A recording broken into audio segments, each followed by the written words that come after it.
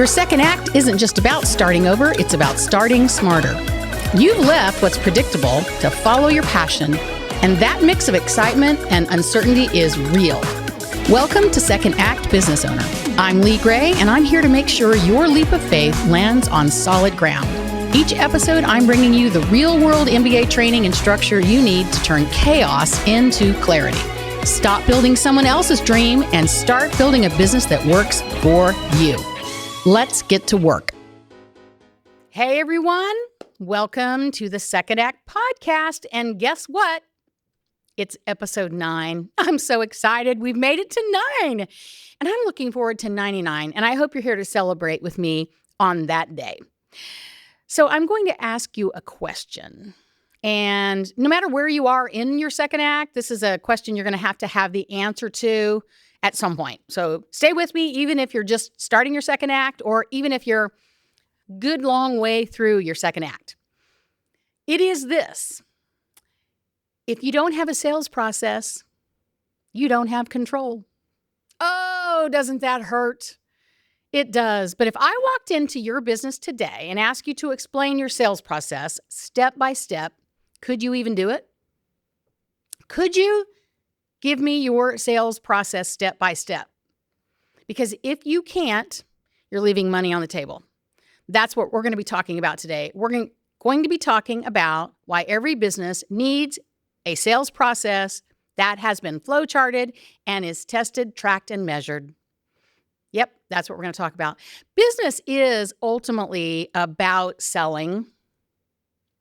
And if you can have a process for it, a proven process, a checklist, and be able to go back and make little adjustments, then you're going to have way more success than someone who tries to, quote, wing it. There is no winging it in sales. There is for a short time, but not long term. It is not sustainable. So a lot of business owners think they have a sales problem. Oh, I can't get sales. I can't get sales. But what they really have, if you think about it, is a process problem. They're working hard. They're talking to people. They're posting on social media, but there's no clear path from first contact to the closed sale. And there is a process all the way through. And I challenge you, if you're not doing it now, to just start writing down everything you do when you're communicating with someone who you have identified as someone in your target market who is a lead. It doesn't matter if you are a solopreneur or that you have a team. The sales process is still extremely important. If you want consistent results in your business, you have to have a consistent process. Three things I want you to think about. Number one, you have to be able to track your sales, and not just total sales. You need to be able to track each step. Where are people coming from? How many people are you talking to? How many are moving forward? How many are saying yes? Because if you don't know where things are breaking down, you can't fix it.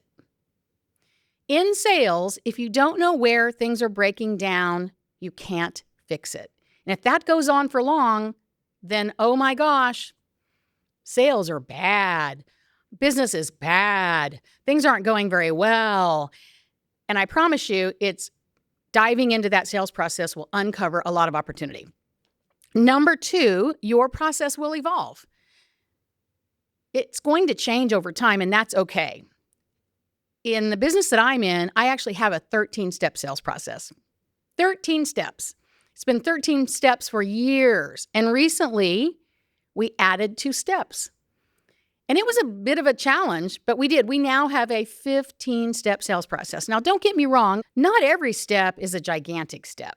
Some steps are simply put a note in their folder to send them a copy of an article that you read about their business industry. That's what it could be.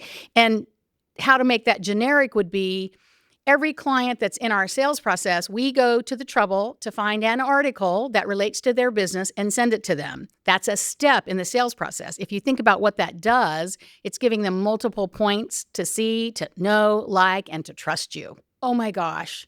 Did I say we have to test and measure and follow a system? Isn't that awful? But you know what? You're going to thank me for it later. It's about like making a cake and following the recipe, having the right ingredients all the way through, all the way down to letting it sit on the counter for 90 minutes before you put the icing on it. And that's where most people fall off. They kind of have a process and they kind of do the steps and they sort of follow it.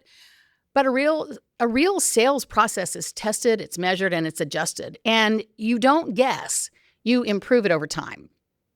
You may think in your sales process you found a shortcut and you're going to avoid something because maybe someone bought from you before you were all the way through your sales process, which sometimes happens, and that's a good thing. However, the next time a sales opportunity comes, the process should be the same. Because if you continue to have a shortcut in the sales process then does not work. It begins to fail. And people think, again, business is bad, sales are bad. But remember, the process works for you, not against you. And if you have a sales process and follow it, that's the shortcut. The shortcut is not to leave out step 2 or step 3 or 3A or 4. The shortcut is to complete and follow the sales process. That's the shortcut. I want to give you an example of a company. It's a real estate company that has a 33-step sales process. Probably sounds like a lot, doesn't it? But when you have a system going, you have a machine running, you can do it. But I'll give you a little bit of an example. I'll give you an example of what some of their 33 steps are. It starts with them, first of all, being intentional about getting in front of a lot of people and getting a lot of business cards. Think about a real estate agent. They've got to talk to a lot of people because we buy on average a house every 7 years. So they've got to have a gigantic database of people. So they get in front of a lot of people, they meet someone at an event, they get their card, they get their information, they enter it into the computer system CRM, number 1. Number 2, they send them a handwritten note. Step 2, a handwritten note. Step 3 is a phone call. Hey, I sent you a note. Did you get it? Whether they got the note or not, now they're talking to them and the person doesn't mind talking to them because they sent them a note. Then they follow up after that with what's the next step, find out a little bit about where they are. It just keeps going until the person becomes a client or opts out completely. Maybe they move or go to another state. And for some realtors, that can continuously be in their database. But the follow-up system is forever. And you may have an 8-step, 10-step, 25-step sales cycle from where your clients buy from you. Once the customer becomes once the prospect becomes a customer, then your onboarding system starts, and we have a system for that too. Here's another little piece of information about why we want to have a proven sales process that we track. Let's say you're really doing great, which you are and you will be, and you bring on your first person. You've got a salesperson who's going to go out and sell your product and services. If they have a sales process that you can follow and measure and see, it looks like you're having trouble in step 3 or step 7 or step 8, you can pull back, coach them until that step improves, and then sales come in the door almost magically. Systems are really magic. I should write a chapter in my book called Systems Equals Magic because it does, and a sales process is exactly the same thing. So here's the question. What's your sales process from the first time someone hears about you until they become your client? Can you explain it clearly? Can you flowchart it? If I've completely scared you to death because you may not even know what your sales process, have no fear. Here's what you're going to do. First thing you're going to do is figure out what are the 5 things I've identified that I pretty much do on a regular basis. That's your existing sales process. Then you're going to write the sales process down, 1, 2, 3, 4. And when you meet with people and you use your sales process, you just add the notes and things that work well, don't work well, the questions that you ask, because actually part of a sales process can be a list of the 5 questions that you need to know in order to move them to the next step in the sales process. So you already have a sales process right now. It just hasn't been defined. So write down the top 4 or 5 steps that you have, and then add those little things as you go along. It really isn't as hard as it sounds. And I would challenge you to ask someone, and I'd be happy to do this, or you could ask someone else, can I describe my sales process to you and see if it makes sense? And they'll know. And you want to do this with someone maybe who doesn't know a whole lot about your business. So it might go like this. Well, the first thing I do is I meet someone at a networking event, and then I link with them on LinkedIn. If they're on LinkedIn, I check to see if they're on LinkedIn. That might be step 2 in your sales process. If you're B2B, that's a great second step. From there, you might be able to call them on the phone or send them a note or make a comment on their social feed. It depends on how long your process needs to be. So kind of think about what I just described there. You can figure out what your process is, and then you can record it, and then it becomes a sales process defined that you have. Hopefully that helps. I'm happy to dive into that more with you. Reach out to me on my website, anywhere, kansasbizcoach.com. Now that we've talked about sales, I want to talk to you about sales versus marketing. And I want to clear up something that confuses a lot of people. And that is, sales is not marketing and marketing is not sales. Marketing and sales are not the same thing. A lot of people in sales are doing marketing activities, feeling really, really busy and not getting sales.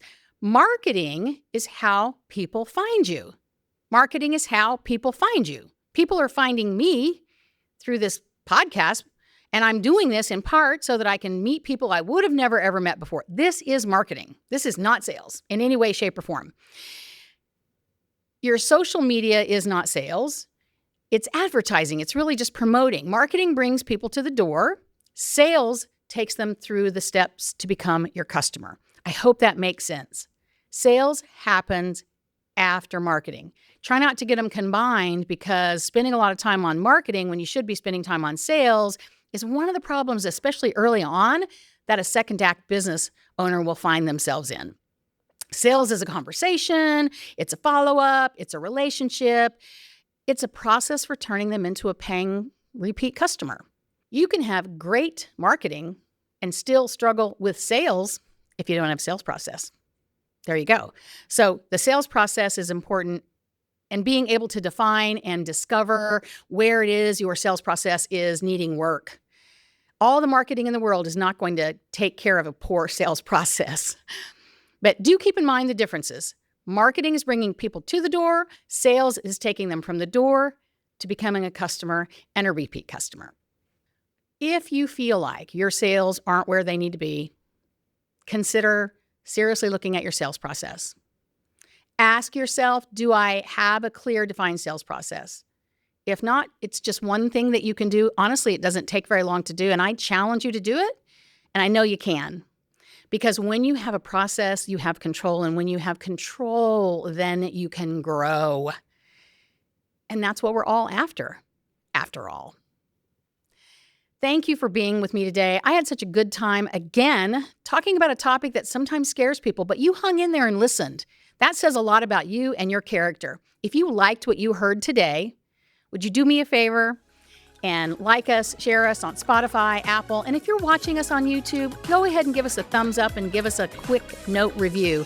Really helps us get lifted up in the rankings so that more people can become second actors just like you. What I feel like expressing is every day as second actors, we're trying to learn something new, implement our learnings, do the right thing. And I am so grateful that you are here today, all the way to the end, growing and building your second act. What do you feel like expressing? This show is part of the ICT Podcast Network. For more information, visit ictpod.net.